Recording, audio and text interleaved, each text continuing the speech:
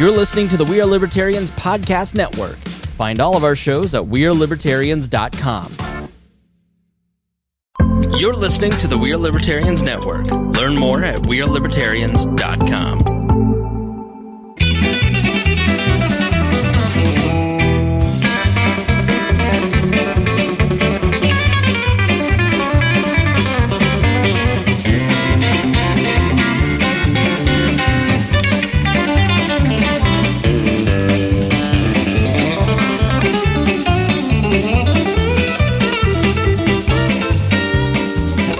Welcome to the Boss Hog of Liberty podcast. This is episode number 199 of East Centralia's favorite podcast. Jeremiah Morrell here today, joined by co-host Jesse Riddle, producer Zach Burcham, special returning guests, County Councilwoman Susan Huhn, County Councilwoman Betsy Mills, sixth time returning, she was reminded me. Checks in the mail, Betsy. Woo. And returning guest, but first time, I think, as a county commissioner now. Absolutely. Bobbi Plummer. What are we talking about, Equate Dakota? Yeah, so I'm going to try to do Dakota's job here. We're going to talk about the IRS stimulus arriving, the House Bill 1381, Henry County's solar ordinance, Henry County AV in the courthouse. It's been like 6 years. Henry County new shell building. That's been like 10 years. County adding a chaplain. I don't even know what that is. And returning to normal. And then Betsy's got a busy week coming up. That's right. Word is, this is like 3 out of the next 4 days. I'm going to see Betsy. It's going to be awesome. Or 3 out of the next 5, something like that. This show is about our lives in rural Indiana, where it push your boundaries and make you think as individuals. Sometimes we'll provoke you. Other times we'll make you laugh, but hopefully you'll always learn something new. Producer Zach, we just did a 15-minute story on why every time I go somewhere, it costs me $1,400. Yeah, I'm better you than me. Good to do some Patreon thank yous for the people that pay the bills. If you're in the chat already, Andrew Bowman, Overachieving, has already got all the T-Chip links up in there. If you don't want to be a Patreon member, we love Patreon members because they keep the building warm and cozy in the wintertime and cool in the summertime. And if you can donate any amount, they suggest $5. And I think Mason is the one that like throws a penny by every time he drives by on his way to his job. I think he gives us his Aldi quarter once a week, basically. Yeah, that's what happens. Yeah. Although I saw some fun jokes about people got their stimulus, like, I just left my Aldi cart in the parking lot. I don't need that. I've got that kind of money. I don't have to return my cart at Aldi anymore. I just leave the cart there. But if you contribute $50 or more a month, we thank you every episode because you're awesome. And so we got to thank Chris Lamb, Christy Avery, who was, jolly on the spot in the video today. Before we even had the sound going, and then Jonathan Phillips. And then I'm not sure if Mr. Bowman shared the link for Anthony Meyer's GoFundMe, but he's out there hauling stuff around, keeping America running during this pandemic. He's a truck driver trying to go independent because he does not like working that corporate life. So we're trying to help him out. Check out the T-Chip store. I have been refreshing that IRS Where's My Money page, and it's like new phone who dis from the IRS. I've paid taxes for like 20 years, and they know who I am, but I log in, and they're like, yeah, we need more information. We don't know who the hell you are. What's the percentage of people involved in the Boss Hog or in the the Chris Spangle network that have had their stimulus checks held up? It is because Spangle's ironic how many of us have had, and on this little wall network, have had troubles. The first one flowed through no trouble whatsoever. Came in first day, got it. My wife and I, good to go. Second one, it took them quite a while to admit that I was a citizen, and then I got a live check, and it was mailed the day of the insurrection at the Capitol. And I'm like, oh my God, they mailed this from Washington D.C. as they're getting ready to burn the city down. I'm never going to get it. And then at this time, everybody's like, hey, yeah, it's, some people said they got it on Saturday. Everybody's like, I got mine yesterday. The bank website kept saying, yeah, St. Patrick's Day, you're going to get it. It'll come in. You're great. I keep checking and nothing. I think the people I felt most sorry for, some people saw it on like Saturday, but then their bank said, you're not actually going to get it till like Tuesday or Wednesday. Ours posted Saturday as pending, and it's still not.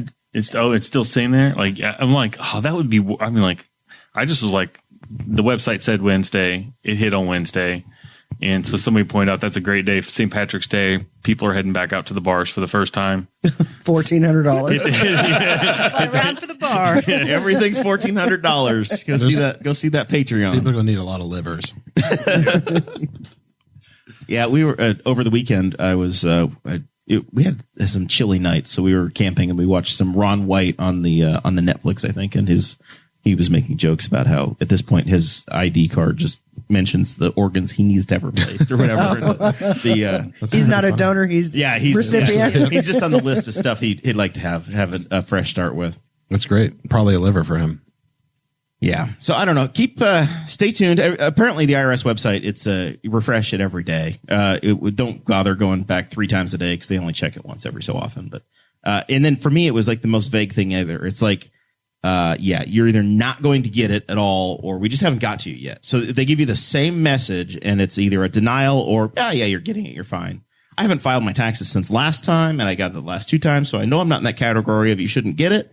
I'm just ignored. Or I don't know. Whatever. I just voted wrong, apparently. So, or I speak too much. I don't know. One of those. Maybe we're being profiled on the Wall Network. I was reminded today that I guess our dear leader on the Weird Libertarians Network, Spangle, has he's on a 1 week timeout from Facebook too. So, whatever. It's the censorship has been real. Yeah. It's the deplatforming censorship. Whatever. I've played nice. I've never been banned. I've never been put in timeout. I've never bullied anybody. I'm knocking on the table because it'll probably happen tonight. Do you plan on bullying these people? Or some people in line? Bullying? No, it's just stuff happens. We said it probably happened tonight. Sometimes they go back on stuff that you posted. Yeah, I could have said something offensive like 6 years ago. My brother got now retroactively. I've already deleted all that stuff. Well, I don't have that. My brother got it for a meme he shared like 2 years ago, and he got it and it was like 2 years after the fact.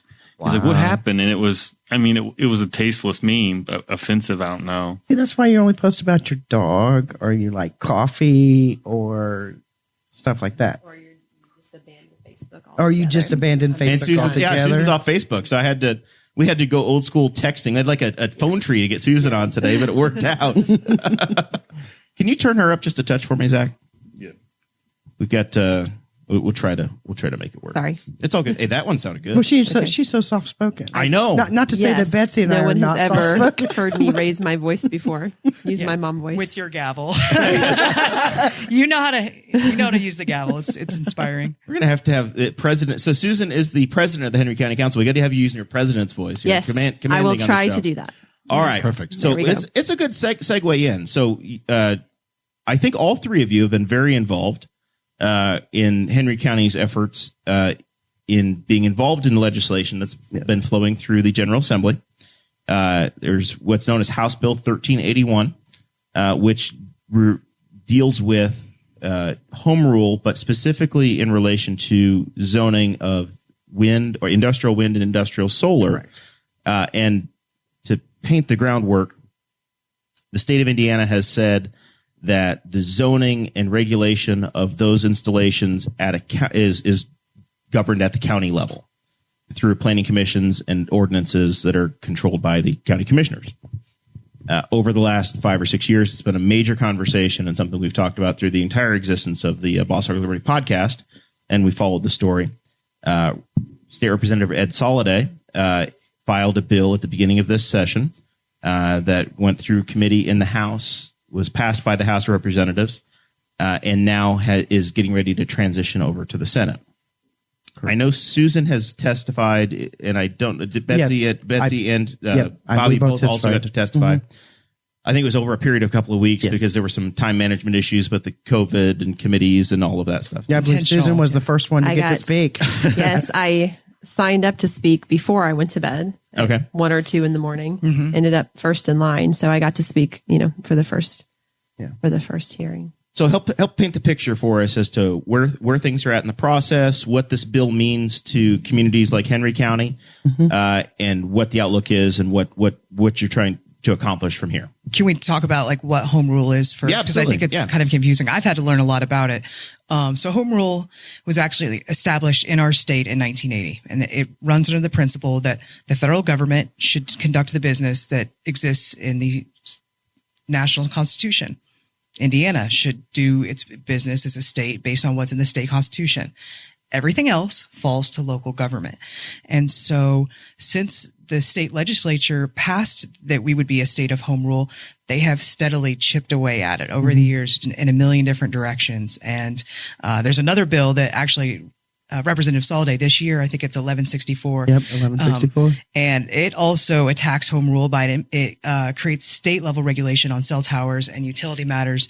And it removes local decision making. So I think we all have opinions about wind and solar, but more than anything, I think we all agree that local decision making is better decision making. We can make better decisions for ourselves than Indianapolis can for us, or Washington D.C. can for Indiana. A one size fits all doesn't work, whether it's wind or solar or Boar's Head or Walmart or puppies and kittens, or you can replace wind and solar, those two words, with anything, and it's a bad bill. We had discussion months ago about the use of 5G towers. Right. And I didn't realize at that time that had actually already been taken out of the control of local government. Did you already know at that time that had been done? Because I didn't know till you told me when we were talking about 1381. I did know that it had been taken. That. Yes. Yeah.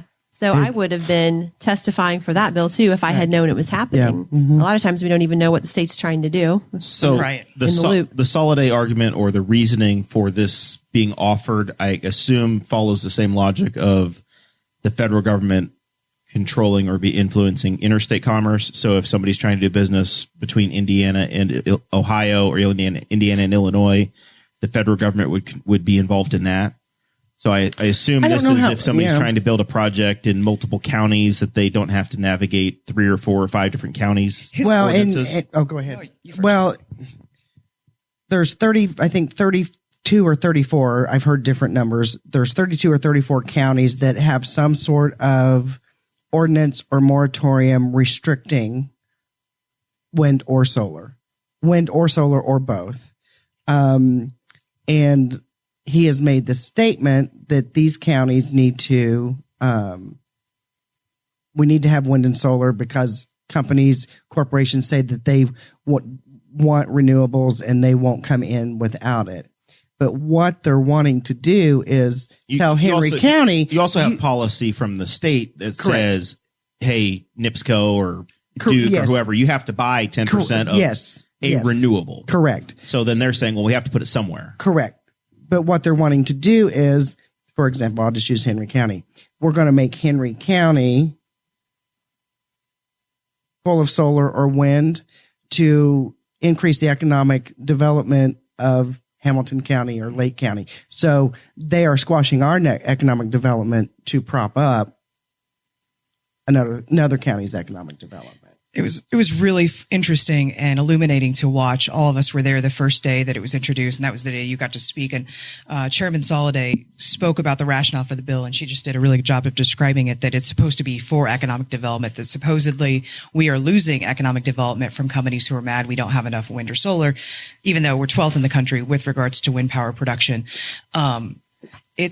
He wrote this bill only consulting the renewable industry. He talked to wind companies and solar companies, and it shows this bill is a love letter to that industry. And it's consulted no elected officials. It's consulted nobody who has a different opinion. All the people who spoke in favor of it at the State House, the 2 days we were there, were either lobbyists or people that stood to benefit financially, whereas the other side was all elected officials and average citizens, which I think really says a lot. It's been an interesting evolution because wind companies have tried to come into Indiana for quite some time, and they've complained now that they started to come in and then they were pushed out. But where we stand right now, they're complaining that there's ambiguity. There's actually not ambiguity now. We are at a point where there's no ambiguity, or not much ambiguity. Local governments have decided they don't want, and 30% of counties have said don't come. So there's no ambiguity. They have their answer. They need to look elsewhere. Well, it's not even don't come. It's or come under the safe ordinances we've now created. Right. Randolph County obviously has wind turbines. They're actively building them. They have decided that is a good fit for that county. They decided that. So wind companies are saying we don't want ambiguity, but that's just what they're saying out loud. What they really want is a forced foot in. Yes. Because there's really not ambiguity anymore. So Benton County, I assume Warren County, White County, Randolph County have been accepting or encouraging. Yeah. But communities like Henry County or Montgomery County have said no. Right. Delaware, Wayne. Or it's going to be tough. Yeah. You're going to have to abide by tougher rules. Right. Doesn't mean you can't come in, but your setbacks are going to have to be different. Or, you know. Well, the setback for Henry County, the setback you can't is. find a place to make it work. Correct. With setbacks that are in the new ordinance, the current ordinance. You are correct in that. But, you know. So how's the conversation been going? Obviously, it's passed the House, but that's only the halfway point. So it still would have to get through the Senate and then get a governor's signature or go back through everybody's approval. How has the conversation been? How have you been received in your testimonies to the House? And I assume you'll be testifying on the Senate side as well. Well, I mean, they've been polite. OLF say they've been cordial. I felt like they were unwelcoming while I was speaking.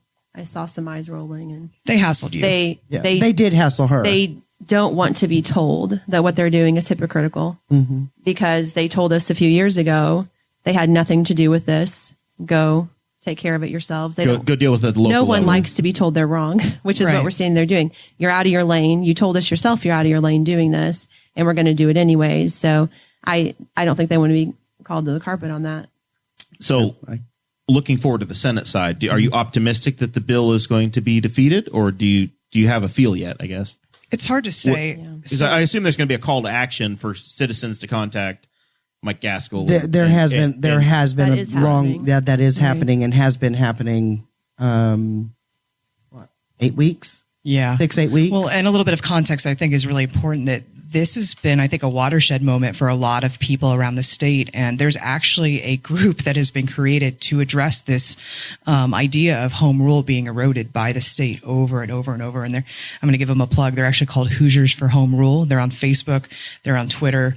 And they have a website. It's a 501c4. And essentially, I think we've all, been slightly active in it. And it's people from all around the state. It's nonpartisan. There are Democrats, Republicans, Libertarians. I think people who don't even identify with a party, but they all recognize that this erosion of home rule in Indiana is really, really dangerous. And so today it's wind and solar, or the 1164 bill has to do with regulation of utilities.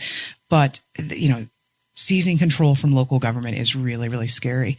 So I think we're really seeing momentum build up. This was the very last bill in the State House to be assigned this session. To get a Senate session. Yeah. And I think that says something. Is it in the Energy Committee or Utilities? Utilities.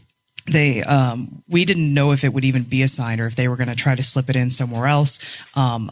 You have to, even looking at the groups who oppose this, the Association of Indiana Counties, which is a huge lobbying group, we're all members. This is the lobbying group that represents local officials. I mean, that's their only purpose. Farm Bureau has come out against this bill, which is fascinating. They're not anti-renewable by any sense, but they are pro-local decision-making because they understand it with regards to agriculture.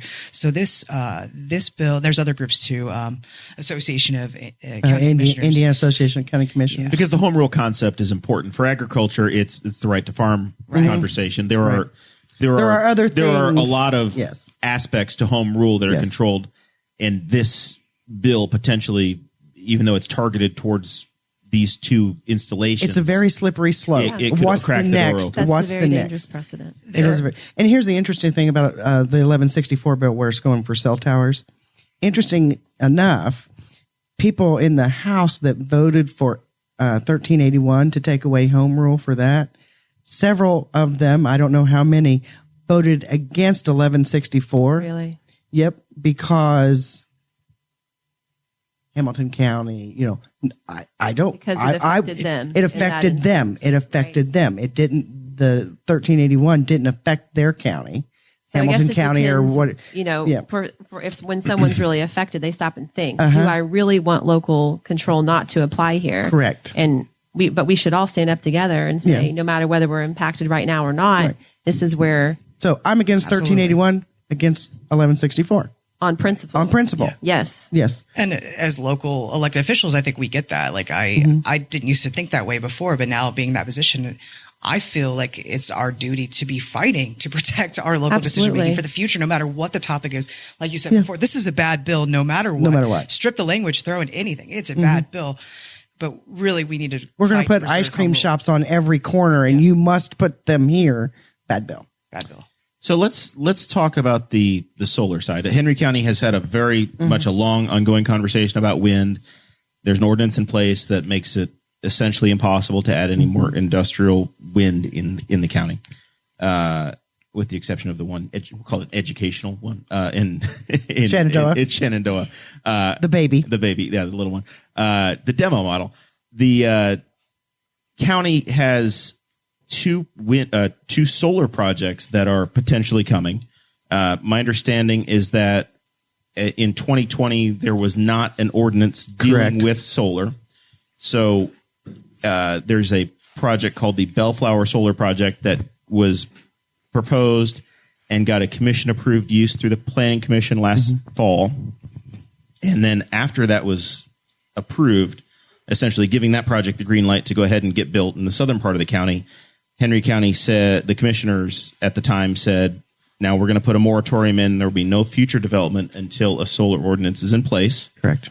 The Planning Commission then worked on a solar ordinance that got to December of 2020, and the Planning Commission said, hey, do you want to move forward or not? The commissioners said they took no action. I believe in January, the commissioners actually said no and okay. started the process over. No. Well, yes and no. In December, the commissioners voted to reject the solar ordinance. And then in January, it gets a little confusing with how this works. So they rejected the solar ordinance. So then the commissioners had to write a letter, explain why did you reject, what. So that letter went out in January. That goes to the Planning Commission. The Planning Commission could have either accepted the commissioner's rejection, rejected the commissioner's rejection, or do nothing. You serve on both now. I do serve on You are both the now. county commissioner's Yes. representative to the Planning Commission. Yes. So I Yes. should clarify that Yes. to the audience Yes. as well. So many hats. Yeah, so many hats. So that's what went before the Planning Commission in January. So the Planning Commission voted, and there was some ha-ha-ha's about it. I mean, it was voted to, instead of do any of those things, because they had 45 days to act, to write a letter back to the commissioners. They made a motion to have the attorney write a letter back to the commissioners wanting more information, which I was like, I think I'll abstain from voting on this because since I'm going to get the letter, Okay. and they were like, ha, ha, ha, it was kind of funny. And so the letter went back, another response was given. Then it went back to the Planning Commission in February. And again, they could accept the rejection, reject the rejection, or do nothing. They rejected the rejection. It goes back to the commissioners. We could Take any one of the accept the actions. rejection or do nothing. So Or we could reject the rejection or do nothing. So it was rejected. And at the last meeting, we introduced the original solar ordinance and a modified version that was put into record that was written by 3 citizens.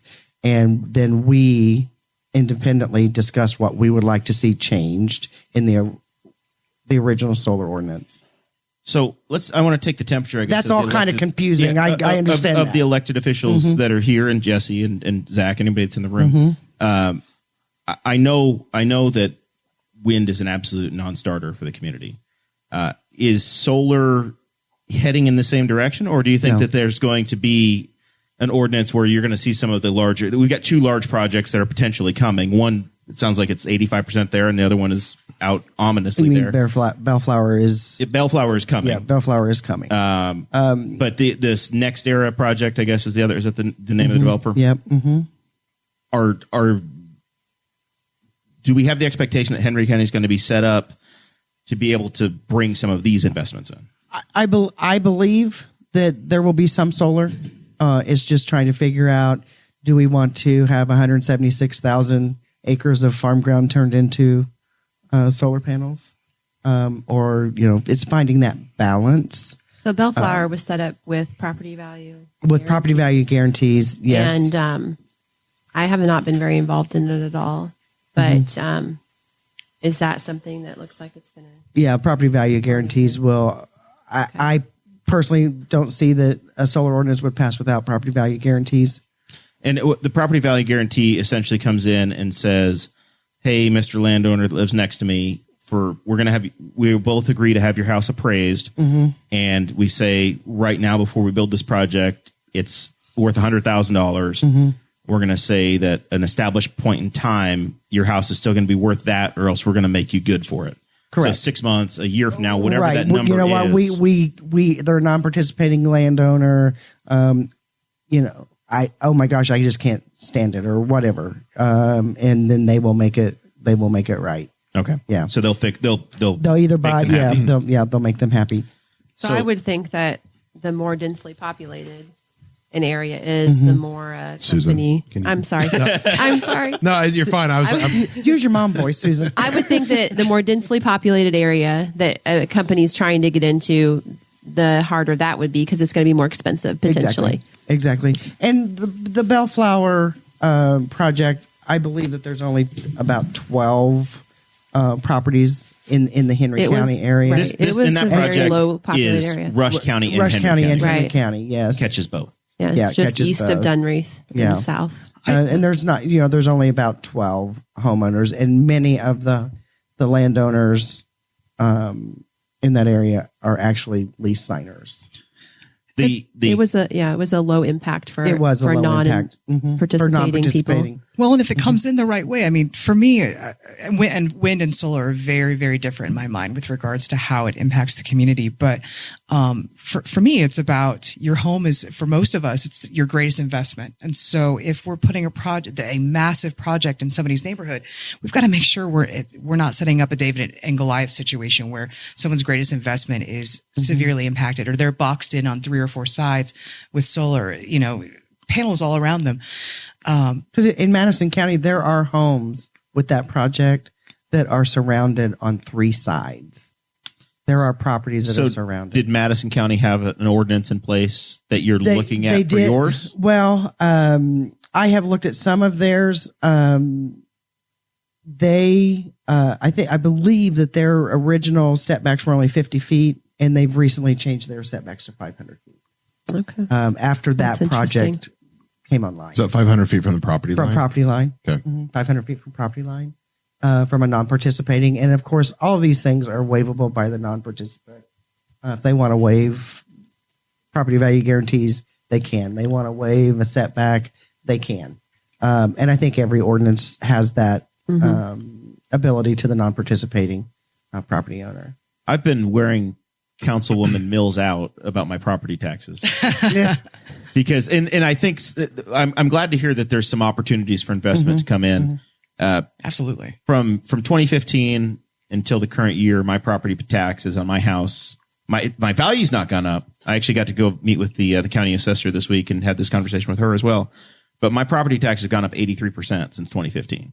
What I'm You're actually living paying, in the wrong area. I'm living in Henry Township. Yeah. I'm living. That hasn't happened to me. That hasn't happened to me either. No. My properity taxes. They don't like you. The IRS doesn't like you. It's just I at some point I'm going to think the county council doesn't not liking me because the rate has gone up. My assessed value has gone up just a touch, and then I also pay I pay township taxes as well. And I know that we've had some increase in the township level taxes in Henry Township, and I think Spiceland has also experienced similar issues. Spiceland makes more sense, but to some degree, Yeah, I don't know. There's more development. There's various there is issues more and things that happen. And this is entirely ignoring the fact that my water bill since I bought the house has gone from $30 a month to $100 a month thanks to the White Estate sewer project that's in. Yeah. But Yes. I look around at my neighbors. Since you've doxed yourself, that's also why you're getting. Well, yeah, higher it's fine. rates. I listen. I'll take the arrows, man. It's okay.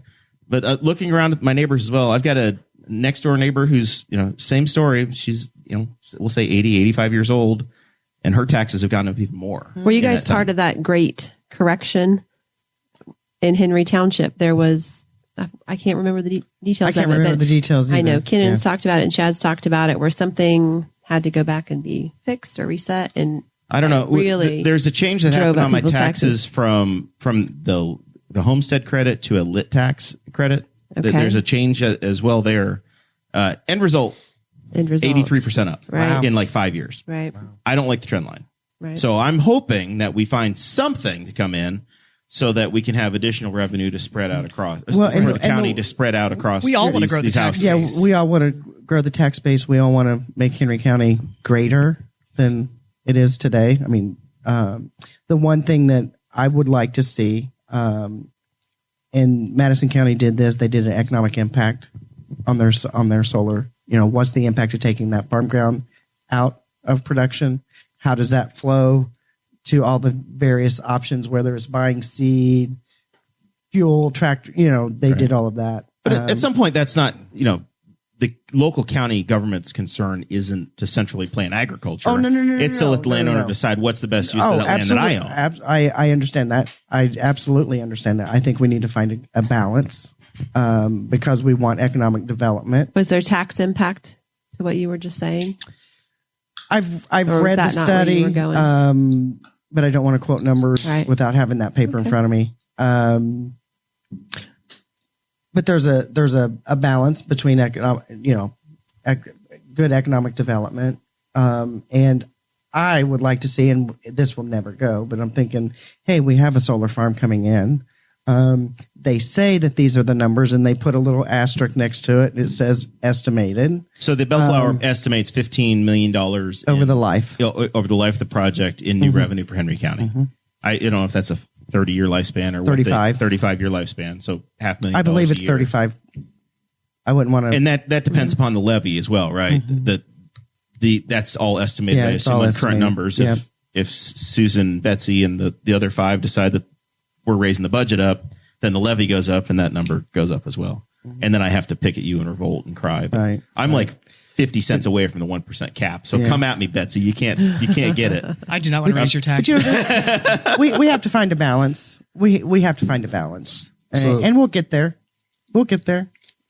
So I haven't said a lot. So I'm consuming and trying to think. So the stuff that Betsy was talking about, this association that's come together, is there a 501c4? You said That's right. Hoosiers for Home Rule. as long as I'm just more or less that they're official. They're not just some random Facebook group. Yes, they're exempt from taxes. They're They're very official. good at government. Yeah. So what is their mission? And has this county looked at them to partner with them? I guess here's my thing, right? Is like all this stuff is going to change. We're going to get towers. You're going to eventually get turbines because there's kind of a problem right now, right? The way that we did turbines is probably not ideal because turbine technology will change. And the way that it's probably worded, I haven't read the stuff, and then you guys can educate me too, but right. Eventually turbines are going to go away from the blade style and they might go into the more cylindrical style, right? So the setbacks may not make sense for the cylindrical ones as much as it did for the fans, right? So as technology advances, we screw ourselves with these setbacks when technology advances. So a couple of things from my perspective, right? Like I'm an engineering mind guy and whatever, but is there any time to like look at all this stuff as technology changes? Have you guys adopted any frameworks, or are there any frameworks that you guys can adopt to not just like every time some new technology comes in that we have to go through this stuff to kind of like, and like get and ruffle everybody's feathers, where it's like, no, we just kind of have a framework we work through. This is how we adopt technology or some sort of, massive infrastructure changes. Cause most of the time it's infrastructure related, right? So, my question, I guess, is that organization proposing and working on frameworks for counties to adopt? Because that really should be, from my perspective, their goal is to like, don't make every county try to decide this. It's very difficult. Like, hey, these things are based off of what's going on in the world. These are some really good guidelines, some framework you can adopt, a boilerplate.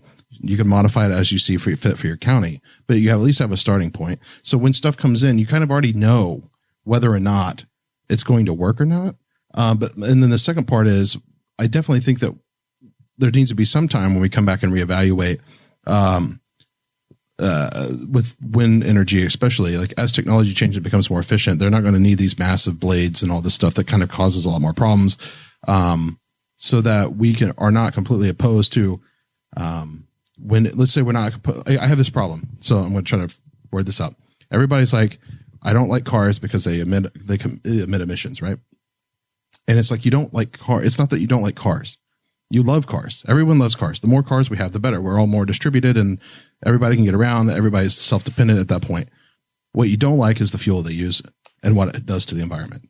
Once that problem's solved, the cars are not nearly as big of a problem. Once they solve the problems with wind turbines that people don't like in the county, do you reevaluate wind energy?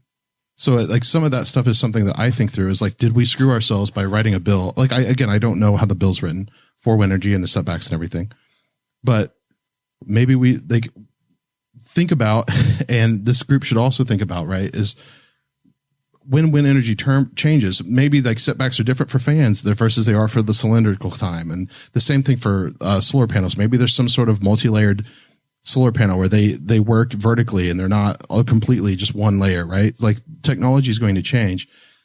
When we work to create laws, we shouldn't pigeonhole ourselves into completely overriding. It's just like this particular technology and the way it's implemented, we do not like. Right. So I think what you're trying to ask in simplified terms is, are they willing to modify the existing ordinance when the technology changes? Everything in government is fluid. Well, it's not very fluid. That's the problem. It takes a long time to change, right? Well, so trust me. Yeah. You're 3 months in. Why haven't you fixed everything yet, Bobby? Yeah. At the corporate level, it's easy to fix things at the corporate level very quickly. At the government level, not so much. But everything is fluid. right.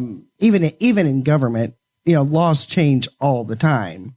And I think that everything is fluid, and you just have to see what's coming through, what new technology. I don't think anybody is.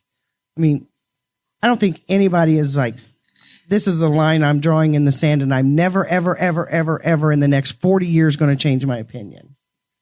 Right. I'm thinking about more like if there is some sort of ordinance put in place for solar panels that and like I said, this group may not do it. I would wish there's another association that would be better fit, but like the type of solar technology we currently use may not be the same solar technology we use in 10 or 15 years. Correct. So when we write the bills or the ordinances, we should specify the technology being used. And a case in point here is in Indiana, the jail or the jaywalking law, right, specifies in print, don't walk. Like they're in quotes, like they mean that. Like if the sign says don't walk or walk, that's the only time you could change. But now we've moved to hands and stuff. So now really, to me, there is no law on jaywalking from a legal perspective. I'll keep that in mind. Anarchy. But my point though is that the technology changed, right? There's a case in point for for THC. When they outlawed THC, they outlawed THC 9, Delta 9. THC Delta 8 is legal. You can go to your CBD stores here in Indianapolis and purchase it. You can buy THC. It will get you high. It is legal. So like it's more about thinking about it from a legislature place, working with the associations who actually are better fit to kind of help sculpt the language that needs to be written for the ordinance to make sense, so that the next time that the new technology comes in, it's not like, oh yeah, well we can't do that because we already screwed ourselves. It's, oh, now we have this new technology. It's the same. It is wind energy, whatever, or it is solar, but it isn't the same implementation. And now it's different. That's kind of my thing. And like from a technical perspective, like that's kind of my problem right now with government is they like whitewash it with a law, and it never gets changed. And they're like, well, it's completely illegal now. And like, which is the problem like they've had with CBD and everything for a while, and other technologies. And the world changes and the laws become antiquated, or the ordinances become antiquated. Well, I think correct. Yeah. If the group's advocating for home rule, that's a good excuse for home rule, because it's going to be a lot easier for our county commissioners to rewrite an ordinance for Henry County than to try and get a state ordinance rewritten. Correct. That applies to the entire state. Right.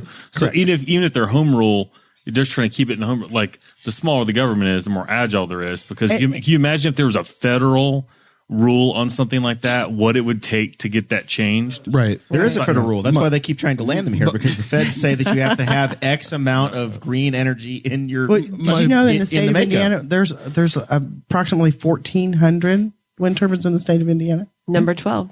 Yeah. Yeah. So we actually are. The state of Indiana is. Yeah, we are. I know from the beginning of this, we've said, or at least many of us have said, a landowner should be able to do what they want on their property if it doesn't grievously hurt their neighbor. Correct. So if we get to a point where when technology is different, so you're not grievously harming your neighbor, then I think the whole conversation changes for many people. And in the view, it sounds like, of the majority of those in the room, or maybe everybody in the room, that solar does have a place. It's not grievously affecting. Well, I haven't researched it very much because I knew it wasn't going to land in my lap to decide, but I think that it's likely that it could. I'd have to go research it, but it seems less intrusive, Right. and less harmful. But I haven't put in a lot of hours reading about it. So It's much easier to decommission. Yes. Much lower impact on property values, much less impact on neighbors in general. I'm very interested in it. I'm still learning. And to your point, Jesse, I think you raise a lot of really good points. I would like to think we're all of the mindset that when we're presented with new information, we consider that and we keep an open mind, and we're always going back to the drawing board if we need to make sure whatever law or ordinance is on the book makes the most sense at that time. So this group that's been established, Hoosiers for Home Rule, they're just getting their footing. They're just getting starting. But I would expect that any logical person or group would, if presented with new information that makes them need to correct whatever the status quo is, that they would pursue that. Right. Well, and if you look at the makeup of people that are in this group, that make up this group, they go from A to Z, varying degrees and views of solar, wind. That's you know, they're pro renewables. There's anti renewables. There's pro renewables, and there's people somewhere in between. But it's all about home rule versus what that specific, whether it's cell towers, wind turbines, solar, anything else. Right. Yeah. And I forgot that it was more of a home rule or association or organization or whatever. But I guess it was, my point was, like, I feel like to pacify most people, right, is that I'm a big fan of people creating groups of organizations to help. And the reason for this is because the county, if we leave everything distributed, which it should be, then what you get stuck in is everybody tries to solve the same problem. And that is very inefficient. So, but by associating with like-minded counties like Wayne, like things that are demographically very similar through agriculture and stuff, you create associations that represent, and you can, like, you have more of a pool of resources to hire the people you need to properly kind of craft out a framework for the things that you are wanting. Versus like everybody's fighting here for Henry County, everybody's in Wayne fighting, where this organization, everybody could fight together. And then also on the other side, craft a very good ordinance that is adopted by any county that associates with this association. So this is like an anarchist viewpoint, but the idea is, again, I don't necessarily like government, but I don't mind regulation. I just think the regulation needs to come from some sort of unit or organization entity by people who are involved and people who have buy-in into this situation, AKA the people who live here and whatever. To make the decision for themselves. Yeah, and that's kind of my point. So let's, watching the chat room here, there's a question that has come in from JB Chapman. He's a farmer in Henry County. He says he owns 2,500 acres of ground in the community, and he farms 5,000. And he says no leader has asked him his thoughts on solar yet. So I guess I want to ask the room, how have you engaged with the agriculture community and others to get input in the crafting of the solar ordinance? How does that develop? We've just started this process. We will be having public hearings. We just started this process. I noticed us discussing even people from what was our anti-wind group haven't been involved either because of COVID. But I would hope that there would be a lot of conversation. There was a group about of citizens that did submit this amended draft ordinance, right? Yes, that have been involved in that conversation. So I guess how does that committee come together, and how does somebody like JB get involved in that conversation? They got together on their own, okay, and they emailed it to us in January. I mean, that's how that happened. So if you received other input Absolutely. like that, I'm getting emails all the time. So if somebody Now, else I will drafts an say ordinance, that all the emails I'm getting are all canned with the exact same words, exact same verbiage. Okay. But yeah, I mean, my email address is bplummer@henrycounty.in.gov. Just to Email me. Yeah. I mean, The contact Russians me. love you. I'd like to think we're all. I'm sorry, please. I was making a joke about spamming. I said the Russians love you. I'd like to think that everybody at the table is pretty approachable. I mean, Not Jesse. Jesse's not not very Jesse, impressive. but like Very no, but approachable. I just in conversations with my colleagues, I think that we all really do care about what citizens think, and we've all been on the other side of it. Please, I mean, council's a little bit different here because we're never going to be passing. which an ordinance. is why I haven't really researched it very Right. much. Right. It's just This not is going not to our fall in thing. my lap. We can pass an abatement for it or against Right. it, and that's really our And your purview. group does have indirect influence in that one council person gets appointed. So every year Right. you guys decide Correct. who's going on the planning And committee. I do think Kennan is a researcher. Kennan and has I researched would a lot. wager to bet that he's done a lot of reading about Yes, it. he has. Yeah. So just to be clear to the audience, like Susan and I really don't have a say here. I mean, we can talk to our colleagues, but it does land with the commissioners and the planning commission. But please, if you have opinions on this, reach out. Oh, Like, absolutely. I'm willing to talk to anybody wanna- about anything. I want to talk to people who are absolutely want solar and people who are in the middle and people who I want everybody's opinion because it makes my And if it job. comes I'm down going to say to it's where- going to make my job easier, but not Right. really. Not really. But I want everybody's opinion. I know that a lot of people still to this day say that I'm a one-trick pony, that I was just anti-wind, and I'm not. If you were, you got a whole lot of problems on your plate now, so we're going to solve them together, right? Yeah, well, yeah, it wasn't that, and I just explained it through the entire campaign. That's what got me to come into the county meetings. That's not why I stayed to every commissioner meeting, every planning commission meeting, every council meeting, every BZA meeting. So I want to hear from everybody. Okay. I just ask everybody to be polite, and I will be polite too. All right. Bobbi has a new seat now, so she can't hold her cell phone and stream all these meetings for us anymore. I cannot. What is going on with the Henry Okay. County live stream? So everything was put in, and then there was a problem with the camera. I believe the company's name is BIS. So the week of, I think it was actually on March the 8th, they came out and did some rewiring, got that all taken care of. And if you noticed at the last commissioners meeting, we were able to actually, with the Zoom, create the camera as a Zoom participant, so you could see in the Zoom the county commissioners sitting, and then that also made all of our mics live through that instead of using the conference mics. Did you Okay. get feedback on whether it was audible? Yeah. I did not. Okay. You couldn't hear? Were No, you on there? I did not listen. Okay, well. So I was. I am offended, Jesse. This is the first.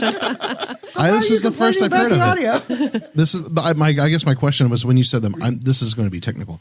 But lightly, when you said is the only microphone now in the camera? No, Okay. we were using when we Zoomed, we had a conference camera. Oh, and it okay. used that microphone. Okay. So now by creating that, and this is a temporary situation. Sure. Creating that Zoom participant, all of our mics went live. So Okay. my From the microphone table. from the table, Okay, my cool. microphone, all the I'm wireless curious microphones. how it ends up sounding because I have been surprised that it isn't even easier to hear each other. Not as easy as I was hoping. Yeah. So and we can have curious them come how out and do some adjustments. Yeah. But the issue was when they set up the YouTube channel, there's an issue with Google. And so I will talk to, last week So they it- were having some. It's a work in is there- process. So eventually. Is there once we- a company that's managing this for Yes. the group and is going to administer it and turn the cameras on and live stream the meetings, or how does that part work? No, we have a laptop Okay. we just turn it on and it'll eventually go. Right now, this is a temporary situation with making the Zoom a participant, making the day we tested it, the mics were very loud. I would get on my phone on the Zoom and go to another room and talk, and you could hear it just boom. And so they've been adjusting Are they the microphones. responsive? Are they? Yeah, they're very responsive. So it sounds But like there's it an needs some issue, work. and even though I do IT for a living, in the courthouse, I try to not put my IT hat on and just keep my commissioner hat on. I put my IT hat on to when I need to work with Jeff on some of these things. But there was an issue. Jeff is the county IT person. Yes, Jeff Lutz is the county IT person.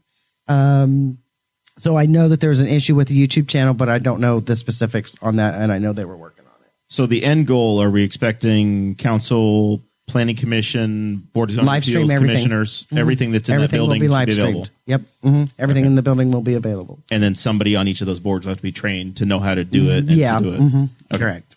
All right. There's, if you noticed, I don't know if you noticed it at the last meeting. If nobody watched, then you didn't notice. There's a laptop that sits to my left, and that laptop is what will control it. That's the okay. So when it comes to finding the content for people like Susan who doesn't on Facebook, how do you get to it? Like when you go live, like is there a place to go on There's the going to be a website? YouTube channel. There will be a YouTube channel. There is not yet. It is not. That's what they're having the issue with right now. Right. And we And also, sorry, go ahead. I was going to say, we're also in the process of Yes, I was gonna building say the a same brand thing. new county website. And that's some of the money that we got from CARES Act is being used to completely reconfigure our website, which currently is not great. Yeah. And Bobby and I both have been sitting in those meetings, the design meetings. There's been probably 5 or 6 of them. They've been really interesting, and we've been researching and looking at what are the best parts of every municipal website we can get our hands on. And this company actually specializes in building websites for municipalities, and we will make sure that any live meeting is there, prominently featured available on the on that website. website. Very easy to find. There'll be links. That's a really high priority. Yes, Yeah. I didn't realize how popular me sitting for 2 hours with my hand like this was. Well, Until you I got the I'm on darn the other promotion, side. and now everybody's like, "Where the hell's Bobby's video?"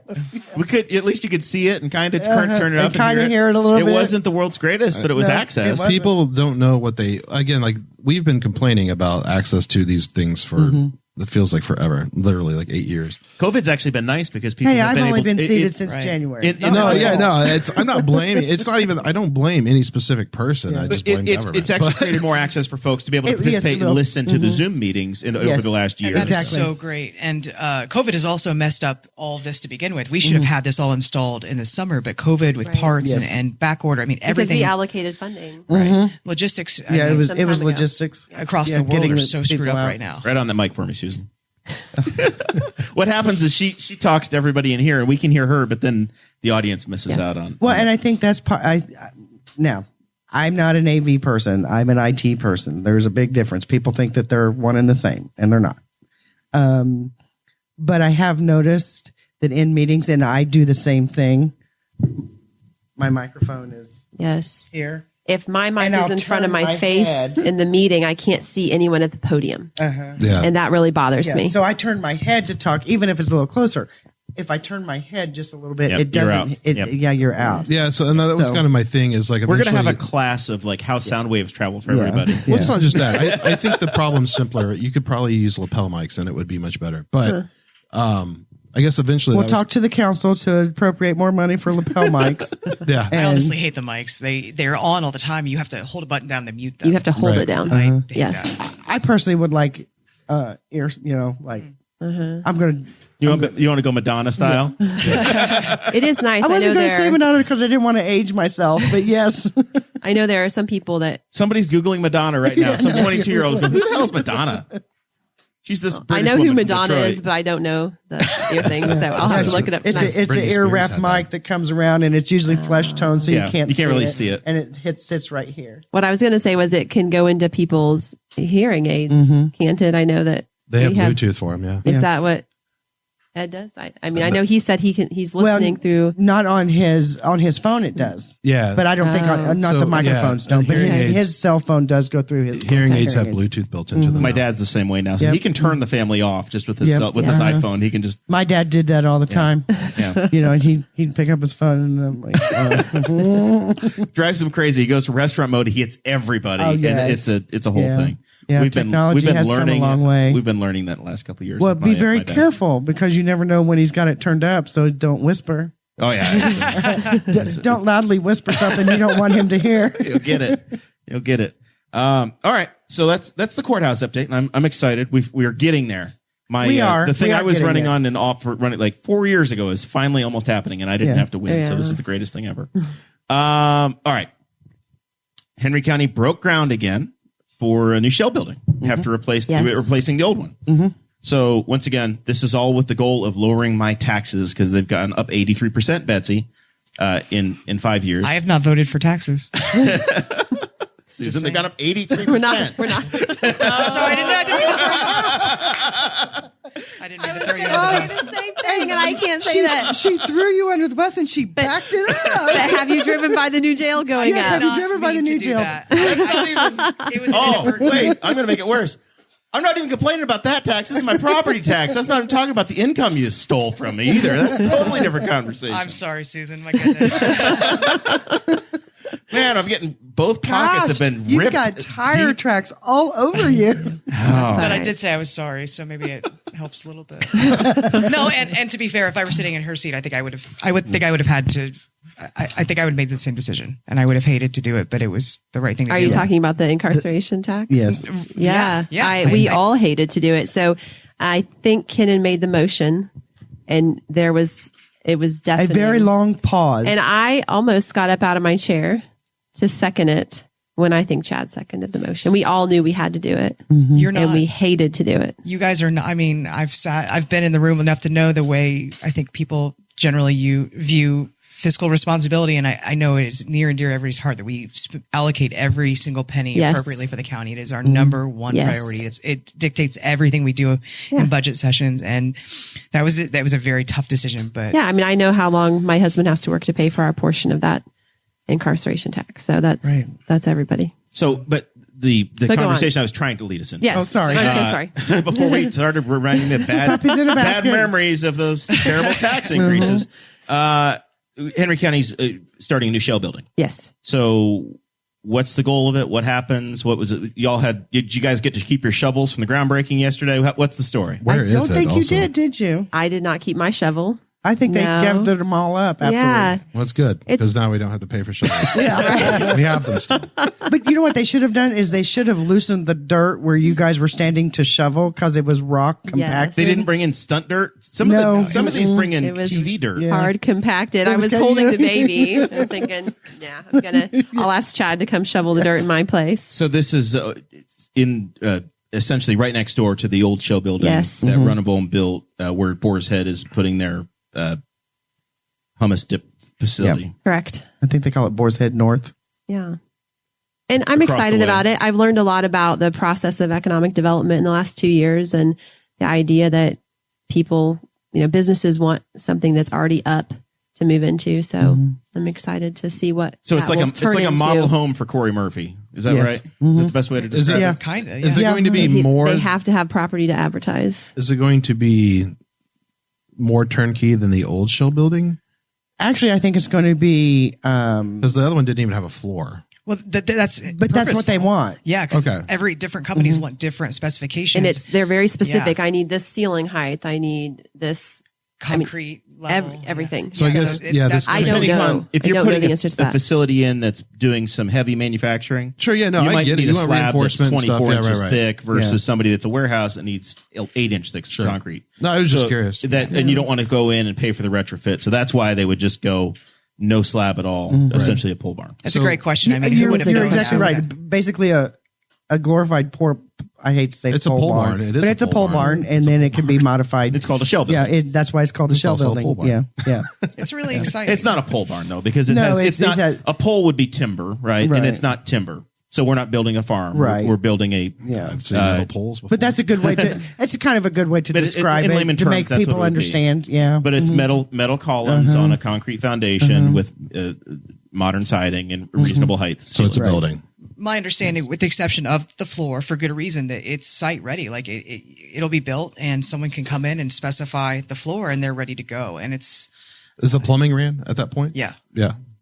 I don't know. I was gonna the say, I answer to believe that it question. is, right?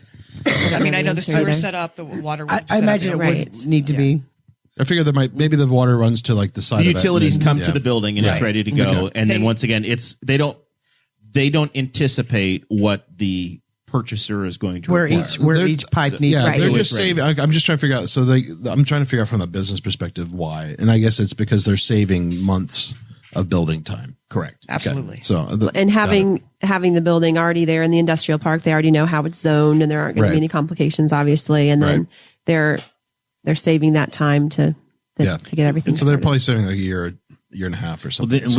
if you listen to Corey Murphy talk, sometimes it's not even about they want that building. The building is a representation that the county wants you to come there. And Corey will show them the building. And I think this is what he said happened with Boar's Head initially. And they said, well, we don't really need the building, but we like this area. And they turn around and they build across the street. So it's kind of like it's It's like a model home. Yeah, It's it's a very much like a welcome. model home. It Very gets them much. in there, and then it gets. Without it, the business doesn't even come to the county. The conversation doesn't They move start. somewhere It's else. just too easy to like poke fun at people when you have a building with dirt in it, and they're like, "This is it." You're like, But a lot of times he can't even, apply with a company if he doesn't have a shell building. Even Right. if he knows it might not be the perfect fit, if he has that shell building, he can submit. it's like Seinfeld level of humor right there. I feel like you're just like, "Yeah, this is our building. It's got a dirt floor." Like it's just super funny. You got to dream with me, Jesse. That's I think it's really exciting to see that part of our county develop on the I-70 corridor, right? Just south of town, and to see the industrial park be built up. It's good progress. And Boar's Head just won the Business of the Year award from the Chamber of Commerce. They came in a few years ago. Look what the huge impact they've had in our community, not just jobs and economic impact, but the way they have given back and been really charitable and worked with different organizations. I'm excited to get to know another community partner that really might make a good impact for Henry County. So on that level, I'm pretty excited. So like I guess what Jeremiah, one of your questions was, I feel, or maybe was like, who are we targeting? Is that right? Like something? Wasn't that the question? Like, yeah. I what's guess the goal? what ultimately we know the goal is to get somebody to come in, but I guess so. Mike, I'm going to elaborate on your question. Is when this happens, and obviously you're learning about economic development. And this isn't Corey Murphy, and maybe it's better addressed for Corey Murphy. But is when we're building that, who's like the avatar customer that we're like looking to snag? Like who is that? Like when it comes to economic development, are we trying to get like more food processing places? Are we trying to get, or we're like, no, we're done with that. We've got enough for now. Let's do Right. something else. They look at wage, Yeah. and that's targeted in They number also of look at the employees, skill level, skill skill match. set, knowledge. And they do look at And try to pair that with like what's going on in the Yes. county. Mhm. Okay. Yep. whether or not it would be something the community would like. If it's something that is going to produce excess emissions or something where there may be a flag, but I think wage, skill set Right. It has is to be a good huge. fit. Community. Right? Mhm. Yeah. Gotcha. Corey might Right. He would have a I mean, better it answer could than us. it could be manufacturing. It could be something completely different. Could be It- warehousing. It could It be could be whatever. warehousing. It could be distribution. It could be whatever. Could be a call center. It could be a call. I would love to see a call center come to I was going to say, that's Henry my thing County. is, and that's my, what I or was distribution center. grit. Like that's why I was like grinding my teeth a little bit when they're like looking at the skill set. I'm like, but the thing is we need to get that skill set Correct. up. So Yes, we can't we just do. be like, oh, we've got the perfect matches. Yeah. Like we need one like a level above so that people are like, well, I can type on a computer and like get people to like, oh, now we can get a little bit more like business or like, clerical work rolling in and a little bit more administration work coming in. And that would be excellent. Yeah, It would no, be. exactly. Yeah. And that was my thing is like what Some I type guess- of corporate headquarters. Yeah. is what we need. Oh, absolutely. or at least some sort of substation of a headquarters. Yeah. So, Yeah. but because The Henry Wouldn't it County be great if Outpost. Amazon came in? I don't think you want the. I don't think you want HQ3's headaches, No, I Bobby. don't. No, I don't. But God, can you imagine the fight would have over just putting up a damn traffic light on 3? yeah. It'd be a whole thing. again, if it was like a small office, I'm okay with that. yeah. That would be great. For two reasons. You're going to import people into the county and you're going to provide the people who are moving out of or leaving the county to work an possible opportunity. To stay here. Yep. And the county does need to work on the brain drain. Right. Absolutely. Absolutely needs to work on the brain drain. There was just an article. in Wait the a paper- minute, Zach, Jesse, and I stayed. What the hell are we? Well, But our work, We're under I 40. stayed and too. none of us work in the county. there was an article that was just Born in and the ra- paper. well, not born, but- about a guy who said that he's like, this is a great community to raise your family in. He's like, but when your kids graduate, then they need to leave to build a life for themselves. And some people kind of took offense at that, but he went to college, and when he graduated from college, he couldn't find a job in town. And some people said, well, we need more skilled trades. I'm like, I'm all about skilled trades. The vocational, the career center is doing a great job, but you need to have people at all different levels of education have somewhere to go. And like, yes, I still live here and I haven't been to work in a year, but when I eventually go back to work, my work's in Indianapolis because that's where I'm not heavily looking all the time, but I poke around and it's not easy to find a job. If you have like a bachelor's or higher, I mean, if somebody's got a higher education than a bachelor's, it has to be really difficult to not. I'm sitting with a Penn State professor who works from Middletown. I'd leave the Midwest to get my job. I've lived in Henry County. You know, I graduated from IU. I came back to Henry County, but sad enough, I've worked most of my career in Indianapolis or the surrounding area because that's where my skill set. And maybe telecommuting will help that a bit. Because I really hope that I don't have to go back to the office full time. I don't expect that they'll tell me we're never going to see you again. But that might make it a little bit easier for people. But yeah, there is definitely it's a lot harder to find a job. You should just start sending your twin brother in from time to time to make an appearance on your behalf and just call it good. Yeah. A lot of places won't come back full time into their building. That they will have more telework than coming into the building. Okay. The one final county related issue that I have on the itinerary tonight is a conversation that the county government's been having the last couple of months. And it's around the idea of a county chaplain. And I know, Susan, you introduced this idea 2 or 3 months ago at a county council meeting. Maybe December. And I think it's gone through council. I don't know if council's taken any action. Now it's actually in the commissioner's hands. Is that accurate? Or commissioners didn't take any action last month. I think it's died. There's no longer. Okay. There was an article about the idea, I guess, in March. So that's why I wanted to bring it up and have the conversation. Okay. So no. Yeah, I mean, I think it's it went from the council to the commissioners. It was an idea I was excited about, just to see what could happen with it. But there was not support on the council for funding.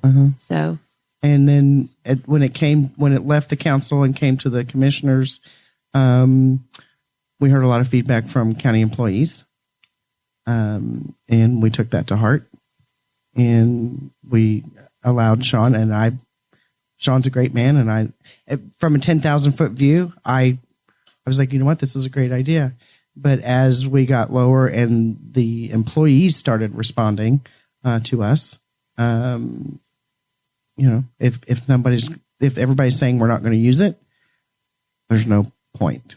I was a little concerned with the method of getting employee feedback. Yeah, as far as it sounded like there were department heads going to their people and asking them if they would use that service, which reminded me a little bit of the Office episode where everyone had to report their, just to make sure we have diseases to make sure it's covered.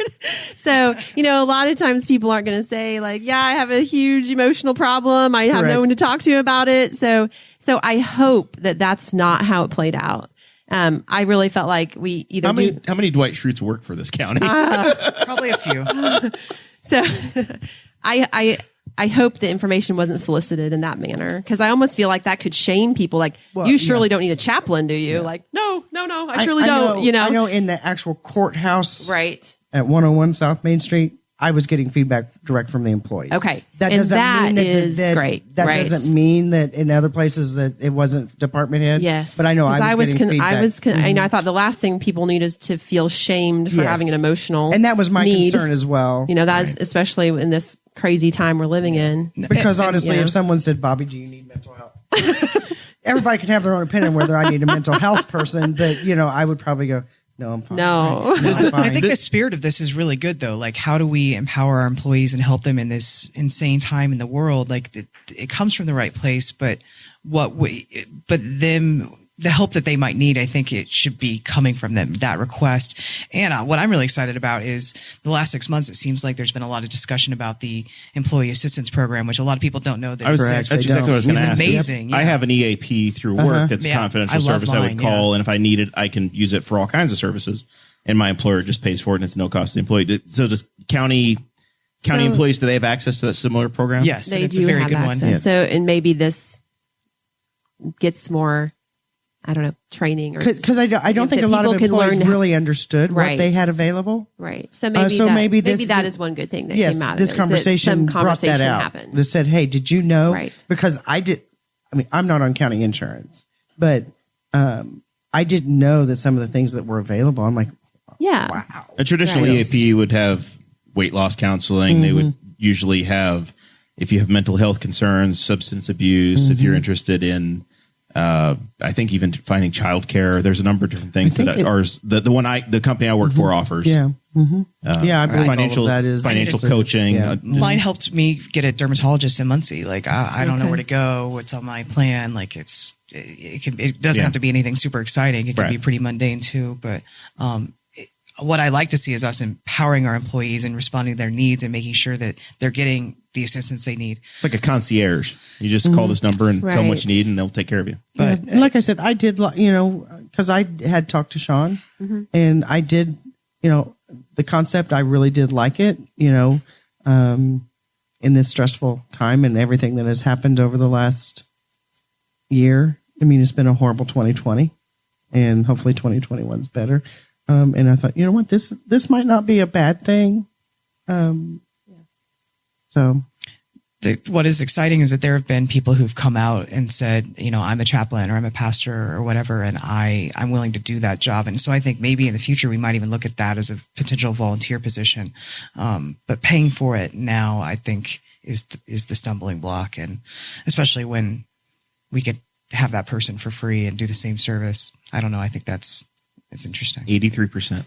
83%, Betsy. That's what my taxes. I'm so sorry.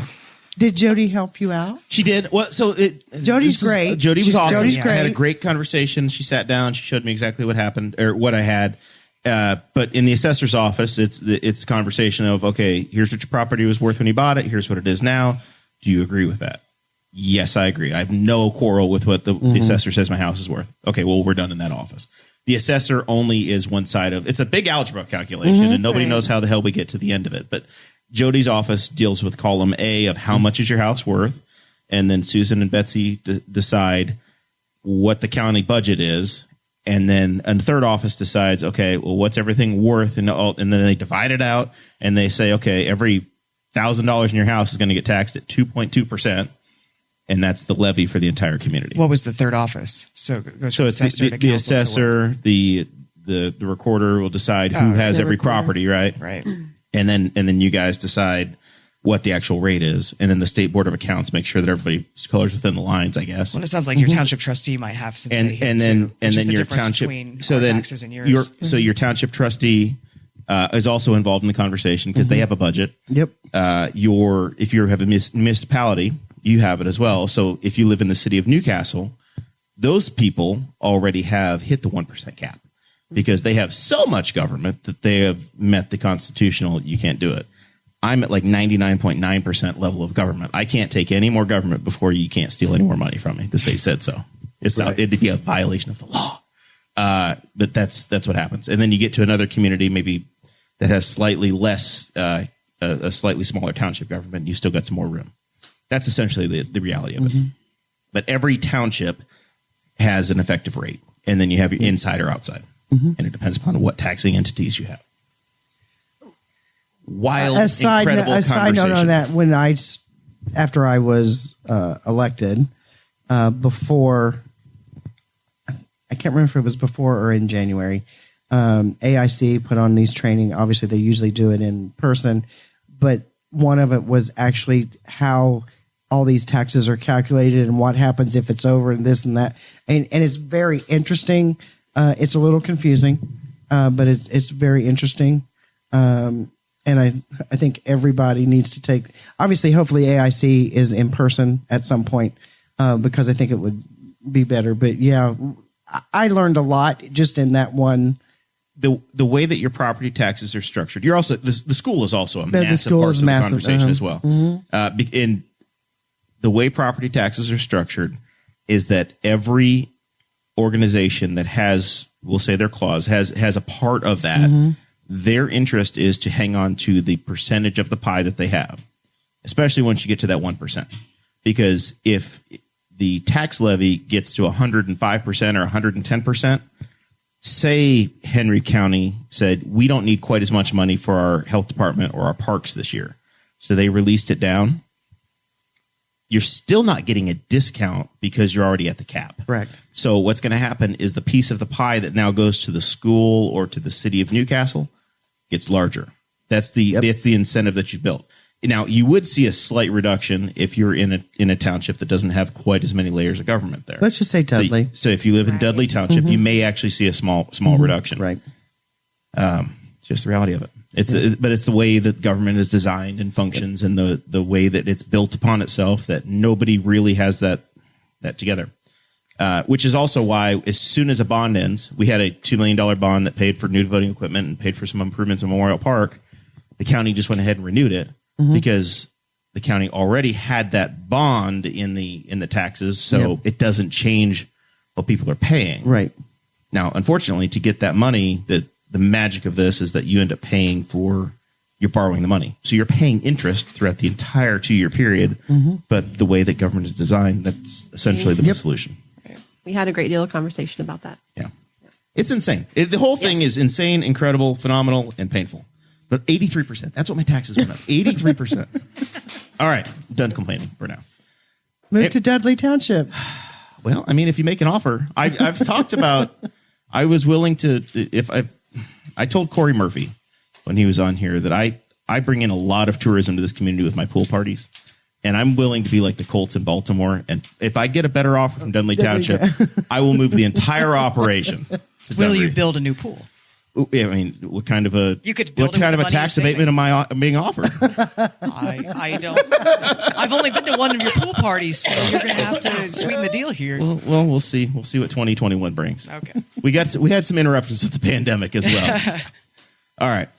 We're returning back to normal. The NCAA is coming to Indiana. Henry County is getting all kinds of tourists. I saw that there were some major college athletes that came through and visited today. Knightstown came to the Hall of Fame, came to Knightstown, shooting some hoops on the Newcastle Chrysler High School Alfred gym, whatever we call it, green, the world's largest in Minus. Hey, it won best gym in Indiana. It won the big contest? Yeah. All right. The governor's contest. Very nice. Showed Seymour who's boss. We weren't going to get beat by Seymour. So I want to get a feel. We're slowly but surely getting back to normal a little bit. There's vaccines are almost down to my age range. I'm 2 clicks away. What are you guys going to start going to some major sporting events? Colts games, Pacer games, NCAA is coming to town. Any of that on the radar for those in the room? Absolutely not. I guess you're assuming that we would go. We went. I was going to But say, if I wanted I would. You should say like just large crowded Large events. Yeah, I mean, sporting events. I'm not going to any damn sporting event. Well, I love sports. I was bummed not to get to go to any Colts games last year.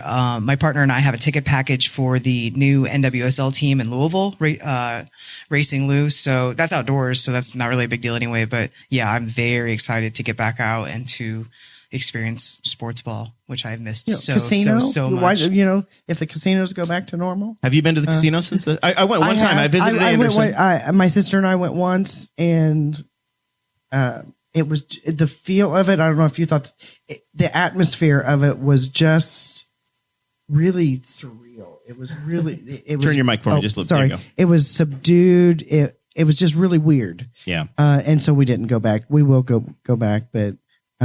Hopefully they open up. We've been trying our best to, be normal this whole time. So the question seems strange. So I would go anywhere. I have been, and I've been doing that. Well, we've been doing that.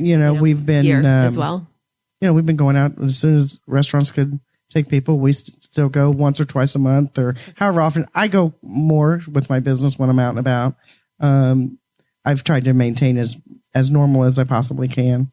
I only slow down like during the big peaks. This is the only time I would stay at home, like December and December and January when it was real bad. Yeah, you don't do stupid things. You don't lick doorknobs. You don't, Yeah. Well, My children licked a lot of doorknobs, I'm pretty sure. Yeah. I would go to like breweries and stuff, and when they would open up, even at like 25% capacity, it was like, that's just too many people right now. So I would I choose days that they were slow. Yeah. Some of it's been comical. The restrictions. I do laugh at some of the things that businesses decide, yeah, we're not going to do it anymore. I went to Goodwill yesterday, and their sticker said, yeah, because of COVID, we're not going to help you carry stuff to your car anymore. Right. I'm like, oh, wow. I'm not entirely sure it's because of COVID. You want to carry Completely stuff to your car. illogical, You just right? don't want to carry stuff to cars, and now it's your convenient reason not to want to do that. But And I approach this whole thing with, if you have high anxiety about COVID and you don't, no judgment, please do whatever makes you feel safe and comfortable. I had to continue to work. Yeah. I was an essential, as much as I could, with all the restrictions on my clients. But I wore my mask. I washed my hands. You're a good citizen, right? I was a good citizen, So I went to a Pacers game last night. That's what triggered this conversation. I went to my very first Pacers game in probably 2 years. I didn't go to a Colts game last fall. And we had my wife actually went to the Big Ten tournament. She went to a Big Ten game last week. She kind of warned me. She's like, they are really sticklers over at Lucas Oil. And it was very similar at Bankers Life, Conseco Fieldhouse, whatever we call it, Indiana Fieldhouse. They had lines painted in the walkway outside saying, hey, stay on your right. So it was like a traffic lane. You had to wear your mask the entire time you were there. If you were, because I'm used to, you wear your mask, you get to a restaurant, you sit down, you eat, you take your mask off, and it's kind of, that's normal to me. So, and wearing it out in public from the grocery store, I'm in there 15 minutes, but I hadn't done 3 hours of just wearing the mask. And then an usher has new responsibilities now. An usher is now the mask police. So I put something out on Facebook last night. They got a raise. I don't know, but then they only have to deal with, because there's such a small crowd.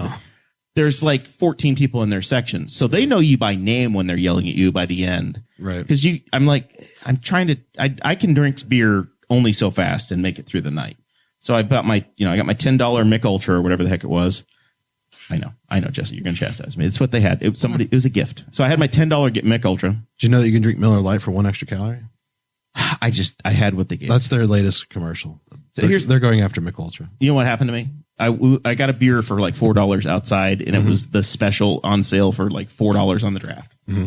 So I ordered that because it was the draft special. Well, then somebody saw, oh, you're drinking Milk Ultra, so I'll buy you a beer inside. And then next thing I knew, I was on Milk Ultra all night. And I'm like, I didn't mean for this to happen. I was just being thrifty. I love it. And now I'm stuck on Milk You're Ultras. Mr. Mick Ultra. I'm going to buy you one next time we get out. I can't wait. I think what you experience too is there's a huge difference, as I've discovered, between Marion County and the rest of Indiana. Like Marion County is hardcore about masking. It's a culture too. It's a culture thing. I'm trying to understand if it is the optics of, hey, we are at a major league event. It's a culture thing. Or if this is just everything in Marion County. No, it's everything in Marion County. I think it's everything in Marion County. But it was literally like the joke of, Gavin Newsom, the governor of California, was saying, hey, yeah, we need you to put your mask back on between bites and between sips. Literally what they're making me do as I'm sitting there, and I'm a grown ass man sitting there trying to watch a basketball game, and I have my sip of drink, and I'm sitting there holding it, and then if I don't swallow it fast enough, I can put my damn mask on, or she's coming up. Kind of kills the vibe of an NBA game. It does. I thought that was a joke. That I thought it was hilarious until it was me getting yelled at. And I was at a political event at the Columbia Club, and I saw that happening where people would take a quick sip and then put their mask. I was blown away by it, and I was like, I guess that makes sense. But wow, so intense.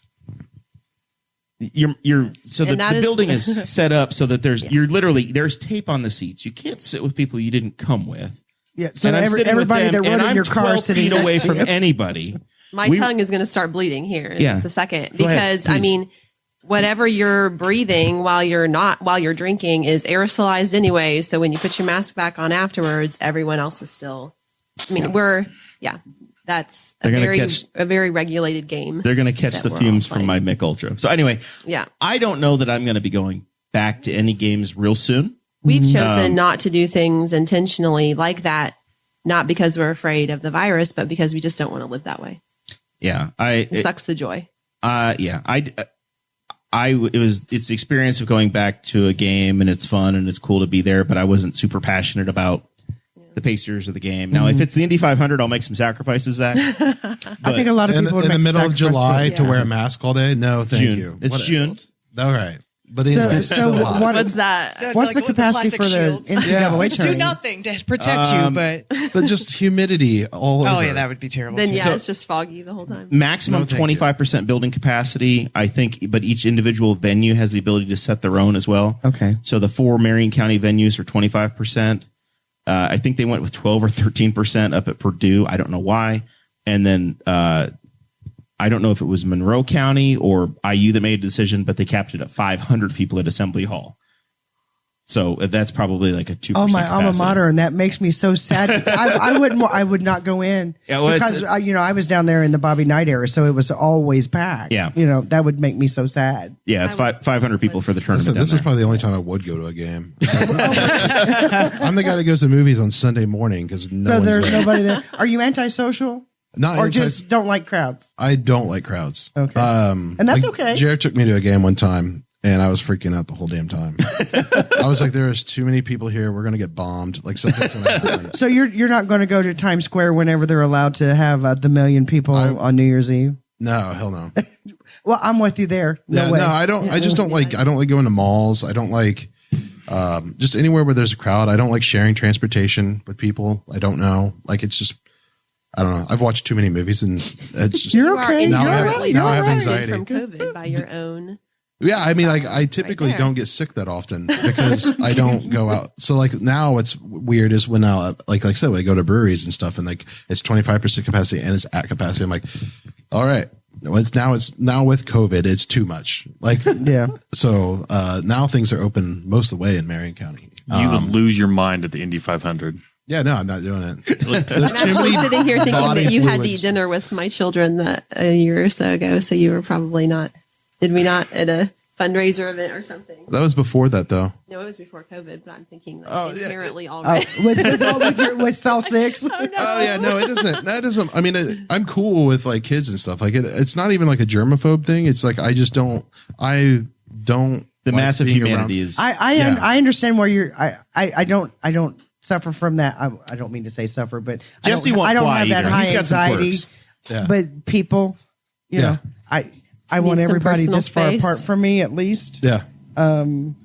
I think Don't step into my personal space. I think we're going to come away with this with some level of social anxiety that I did not go into it with. I think because I have been some places that, and they were still spacing people out, but it was like full for what they had set things up for. And I felt weird the entire Yeah. time. Yeah. And it was just like, this because I haven't been, we went to an IndyCar race, but we were camped and we were in a golf cart. We were never in a group there. They didn't have anything that would be a group. It was just our little campsite and we hung out by that. But yeah, like the test will be, if there's a crowd at the 500, and I think there will, I don't think it'll be a full crowd. Getting in is normally where they have all these security measures. I'm like, I don't know why you have a security measure. I'm in line with a group of 12,000 people standing outside one gate waiting to get inside, and there's no security checkpoint to get to where I'm at. That's always like, I'm in Jesse's brain there, where if you were going to do something, I wouldn't sneak in the track. I'd just stand out here in Georgetown. But this next year, if it's a line to get in there, it'll be weird because it'll be the most people I've been around for In a year. like 8, well, even more. It'll be since May of 2019. Yeah. So it'll be 2 years at that point because we were kind of coming off the winter last year. We weren't really doing anything at that point when everything kind of started. So yeah, it'll be. I took a cruise the week before the world shut down, so I was in a crowd, I guess. But It's to the point now that I'm like, when I turn on Seinfeld and I'm like watching them at Monk's Cafe and like one of them gets up, I'm like, put your mask on. Oh, I do that all the time with TV. Yeah. Like I'm just like, where's your That mask? looks unsafe. Like, but anyway, like I'm just like, I am programmed now. Like, and it's like, I'm not even a person susceptible to being programmed. And like, here I am just like, where's your mask? Yeah. Talking to Jerry Seinfeld from 30 years ago. Well, and Susan can attest at the EDC at the groundbreaking. We're standing outside. What did I have on my face? Your mask. I just automatically got out of the car, Yeah. put Put my it mask on. on. I'm like, I'm standing outside. Why do I have a mask on? Yeah. It is really, we don't know how this is going to impact us. I mean, we talk about COVID financially, we talk about it health wise, but just the way we interact with the world, I think we're all damaged or scarred, or we're impacted in ways we can't even begin to realize yet. We made the choice to remove our kids from some activities because we didn't want them to be reprogrammed in that way. Like, I know that your group is going to sing in choir with a mask on, but we're going to chill at home because that is just not the way we want. We're not going to experience the world that we're way. not going to do that. So if we're not allowed to go out in public without a mask, we'll chill at home more because we don't want our children to embrace those things. So yeah, it's like I said, because there has been a lot of reprogramming and everything going on. So it's easy to become a victim of it. Yeah. It's kind of crazy because I was saying it's a culture thing. I spend a lot of time with my friends in Marion County, and it's just a vastly different approach. Like when it was last summer, people would wear them walking around on the sidewalks. I'm like, what the hell are you doing? Mm-hmm. Right. And they were like, well, it's everywhere. I'm like, you don't want to come out where I live. Like you would die. I was like, I mean, like to the point, like sometimes when people come to the Mexican restaurant or whatever, I'm like, dude, don't like it was like the height of it and I was still going. And it was like one of the last times I went out for a while. Some dude came through and just like coughed like right by my plate. And I was like, bro, I would be grossed out originally, like especially during flu season. When I go to like some restaurants, I get kind of grossed out, like hearing coughing all the time. Like when I'm at like or at a Chinese like buffet, which is already a bad place to be. Like, and then me and my friend Mark will be sitting there and we'll hear like kids coughing and people coughing. I'm like, I'm going to get sick. Like this is it. You know that when you hear those noises, your immune system cranks up. Yeah, but that egg drop soup was worth it, man. I don't know. I don't know what to tell you. Whatever the cost. It's a choice you made. Yeah. So it's just, I'm just always like, oh, I'm going to get sick now. But that, zinc, Jesse, zinc. And 5 doses of zinc. I take lots of, not pills, but I guess I take a lot of vitamins. I just like to snort the emergency powder packets now at this point. Just 3 or 4 of those a day and the doctor stays away. We are running way over on the allotted time. It's been a great conversation tonight, but real quick, the last thing on our little hot list here is Betsy, you got a big wedding coming up for a guy that's close to this show. I have been asked to officiate the wedding of Chris Guffey and Paige Staten, and Chris has been a huge part of Boss Hog, and I'm really excited. I think this is the 5th or 6th wedding that I've officiated, the first in the county, and yeah, I've been working hard to plan behind the scenes, and hopefully we'll do a good job. Now, is he going to swear his allegiance to the Boss Hog of Liberty podcast at any point in the vows? Has that been released to you yet? He did say he wanted to write his own vows, and I sent him a website that I thought would help him with that. And I don't know where we are with that. Is the podcast going to come up at all? I'm starting to worry that this day is not going to be up nearly as much as I was hoping. The content, and I actually had not considered that because, I mean, I could say like I know him from that, but I don't. Yeah. During ceremonies, I try not to talk about me at all because it's not about me. It's about the people getting married. The only time I've ever spoken about myself is like when it was my sister, and I'd say something, I'm her sister, my best friend. I officiated his wedding in October, and he said, "No, I want you to talk about your relationship with me and my wife." And so for him, I did that, and I'll try to work in Boss Hog. I think it's important. You're a groomsman. You can just put a thing on your back of your tag. You will be part of the engagement story. Oh, good. Yeah. So I try to. I bullied him into that too. It's forced friendship as a theme. I try to make it really personal. Like I love to tell like, what is your story? Like, how did this happen? How did your relationship grow? How did you evolve? How did you get to this point? What do you like about each other? Like, what are your hopes for I know some things he likes about him. Yeah. So I asked really intentional questions, and I built on that. So yeah, I think I've gotten pretty good reviews. And it's been all friends and family so far. So it's not like you haven't gone pro. I've thought about it, and I think I would do really well. And there are people who do that, but it's like I have a couple of jobs already. Do I really? Do people, when they write their vows, do they hand them to you first? Do you have final say? Do you get to say, "Oh hell no, you can't read this"? The two that did their own, they like pulled them out of their pocket. Right. And no, my opinion is it's your wedding, not mine. Whatever you want. Because I was hoping someone would just be like A-E-I-O-U. I wrote them for you. Yeah. And others I've supplied and been like, here's what here's what I have, or we could look up more. There's a million different ways to do this. The only part of the wedding that's actually legally required is agreeing to marry each other. The rest, like, right. You said it's all decoration. Yeah. And tradition. the Patreon portion I mentioned, like the rest is just decoration and fluff. And that's good. Like that stuff's really important. Like that content matters, but the legality of it is another. So what is the point of people contesting the marriage? Oh, when you say, does anybody the object? objection? Whatever. I have not been to a wedding that's had that in probably 20 some years. Yeah. I just was always like, why would they do that? I think that's for TV. I think that's an old timey thing. Yeah. I've been to about 60 weddings. Maybe it was when since families college. were like more aligning the families, and like some other people in the family like, we object. But I was just curious. I don't want to go down that rabbit hole. I don't know that that's actually. Did they say it at your wedding? I think so. Yeah, I can't remember. I've never been married, but I can't remember. I've never my asked that other question. weddings. I'm like, I'm not going to introduce that question. I think because, historically anyone who comes to the wedding stands in support of the marriage. So, Yeah. If anybody objects. right. I do probably remember. weren't I do invited. remember when my sisters got married. The minister said when they got to that point, he said, "I don't know what to do if anybody stands up. I guess I'll just say thank you. Would you leave now?" Duly noted. We're moving All on. right, thank you. Yeah, it's a lot of pressure to officiate though, because you're the MC of the most important moment and one of the most important moment of two people's lives and all their family members. And there's a lot of logistics of a wedding you don't think about until you're the one semi-directing it. And then it's a lot of pressure. But The most important thing is the bride and groom show up. Everything else is gravy. Right. Right. But I've had a few curveballs. At my cousin's wedding, one of my cousin's wedding, my sister's phone, like Spotify came on and she couldn't shut it off. And I was like, What was the song? I don't know, but it was really stupid, and I wanted. It was so very embarrassing. I officiated another cousin's wedding, and his daughter decided to do a dance number up front, and she was probably 2 years old, and it was like cool but distracting. And some people were amused, some people were like, "All right, There's let's always focus on the something's going to happen that you're going to have to try to smoothly manage and move people past. I wonder what happens when you try to wed someone named Siri. Yeah, that's why you Hey, have to Siri. be I was gonna say, everybody. Hey, Siri. I did, hey Sarah, but and That could be close. it's close. Yeah. I don't know. There were fireworks at the end of mine that surprised us. They had the whole thing planned, and I didn't know. But after Was this you're now married. later? It was right at the end of the ceremony. It was so spectacular. The kiss that we had, most people probably didn't notice the fireworks. But I did not see it. Yeah, see, it was I was way more focused on the kiss. I figured. Yeah, it was. I always feel weird watching the kiss. I'm like, Yeah. I think this is a you thing. I don't know that this needs to be a me thing. But yeah, there were fireworks that went off, so there were surprises there too.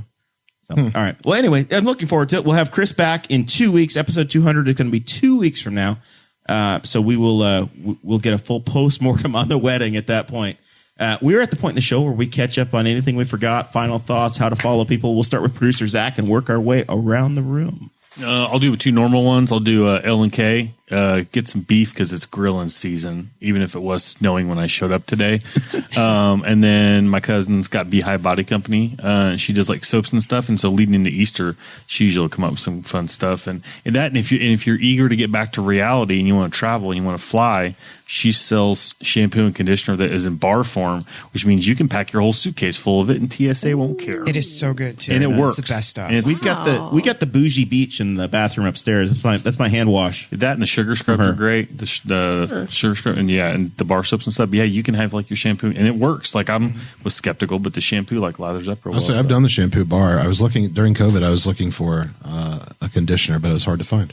They have conditioner bars too. That's what I'm saying. Yeah, she does both. I had to use apple cider vinegar. Don't do that. And she'll ship, It or she hurts does. your eyeballs. If you're ever passing through Mount Summit, she does contactless pickup. She just throws it in a bag and tells you it's on the shelf. Betsy, final thoughts? Wow, I love hearing about Beehive Body because it's one of my favorite businesses in the world, but also in Henry County. And Mary and Crunchy and Jenny are amazing. This has been really fun. I usually come in and I feel like it's just me and you guys. And last time it was Stacey Guffey, but I liked this. This was fun. So I'm glad we all got to do it. No, I feel like I've talked a lot. If people are interested in HB 1381, I would say there's please keep an eye on it. Please contact your legislators. Please look, keep track of the Senate Utilities Committee.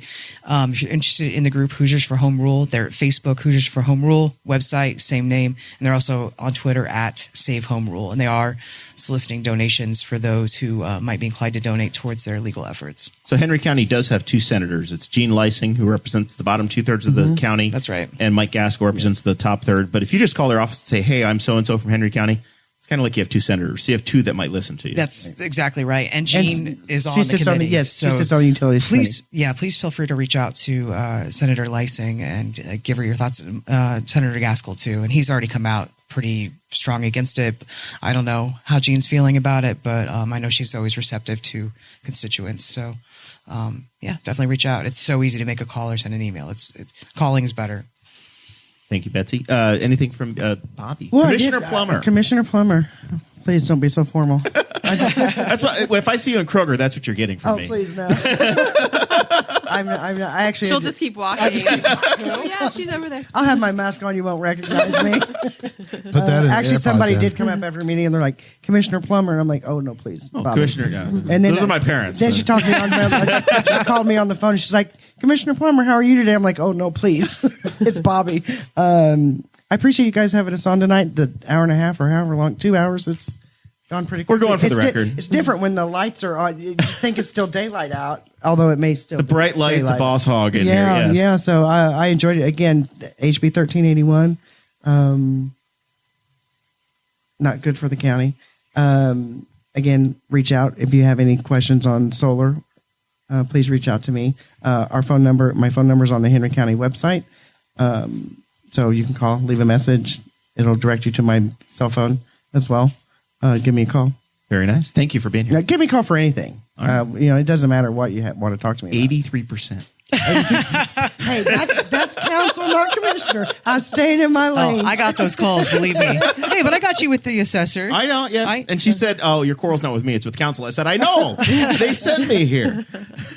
Susan, thanks for coming. Yeah. Thanks. Anything to pitch? Anything fun? Anything we missed? No, thanks for having me. And our email and phone numbers are on the county website if you want to get a hold of me for any reason. Love to hear from everybody. Awesome. Thanks. It's been our pleasure to have you guys here. It's been fun. Always an open door for our elected or not quite yet elected officials. And we try to make sure we include everybody in the conversation. I will give Representative Saunders a plug. Every time I have to speak in public, he runs through my mind because he is so comfortable and good. He can just get up and speak about anything. And I always tell him that my goal is to be like him. To be able to speak about anything and be so comfortable at it. He's been a very good friend of this show in the existence of it. Yes. And a very good representative of the county. He sure very has good. been. Yep. Mr. Jesse Riddle, anything we need to clean up? No. Ready to get out of here. It's 9 o'clock. It's 9 o'clock. There's probably like 6 inches of snow I haven't outside. eaten. Oh my gosh, I forgot about And it's that. Newcastle, so it's like there's nothing. Everything's open now. closed now. You're out of luck. Yeah. You got to go to Indy. All right. You guys are awesome. Thank you all very much. Remember, we are off next week. It's probably going to be April's Fool's joke against me, but Chris Guffey has promised a great return for episode 200. Going to be an all-star cast. All your favorite voices from the Boss Hog 200 episodes are supposed to be coming back through. So we'll see y'all then.